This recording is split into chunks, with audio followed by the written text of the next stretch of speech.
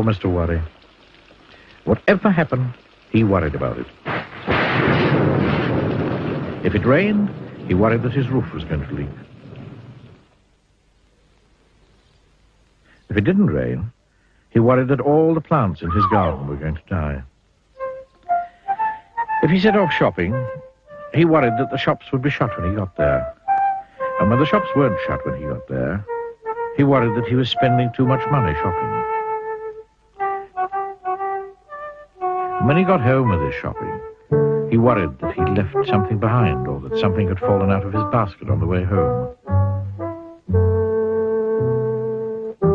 And when he got home and discovered that he hadn't left anything behind and that nothing had fallen out of his basket on the way home, he worried that he'd bought too much. And then he worried about where to put it all. Life was just one long worry for poor Mr. Worry. One day, he went for a walk. He was worried that he might walk too far and not be able to get home. But, on the other hand, he was worried that if he didn't walk far enough, he wouldn't get enough exercise. He hurried along worrying. Or, you could say, he worried along hurrying. He met Mr. Bump. "Hey, I'm very worried about you," he said. "Why's that?" asked Mr. Bump. "I'm worried that one of these days you might hurt yourself," he said.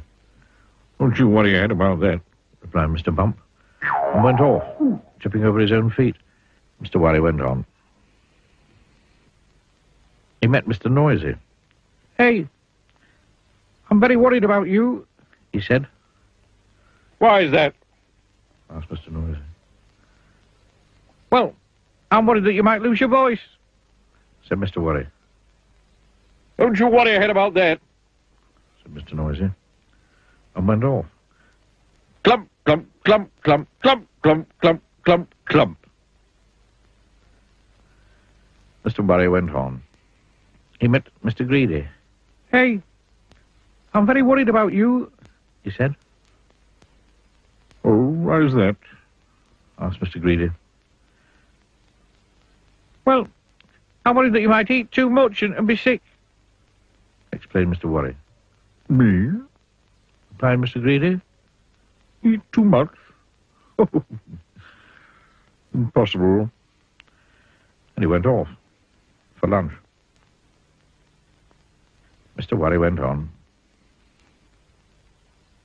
He met a wizard. "Hello," said the wizard. "Who are you?" "I'm Mr. Worry." "And you look it," commented the wizard.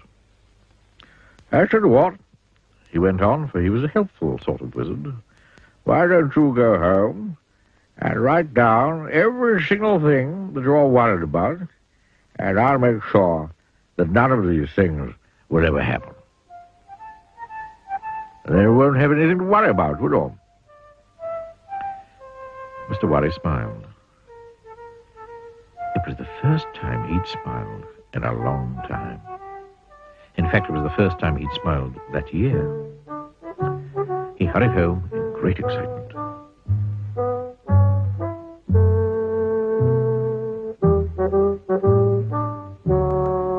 When he got home, he sat down to write out all the things that worried him. Every single thing.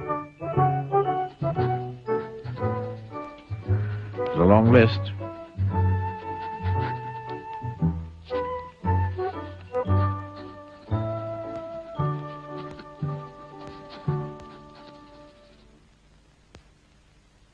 And then he went to bed and had the best night's sleep he'd had in years. The following morning, the wizard came round to collect Mr. Worry's list. "My goodness me," he said, when he saw the size of it. "However," he said, "leave it to me. I'll go off and make sure that none of these things will ever happen." And off he went. "Nothing to worry about now," he called over his shoulder. "Nothing at all." Mr. Worry heaved a sigh of relief. That day was the first day in Mr. Worry's life that he didn't have a single thing to worry about.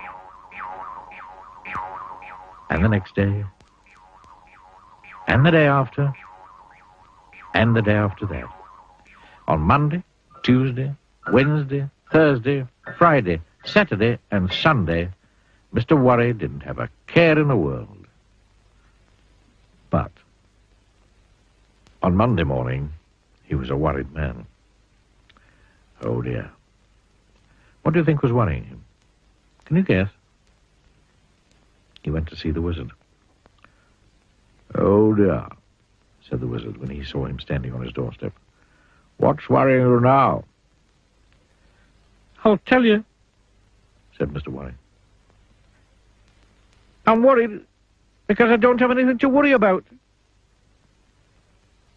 And he went home to worry.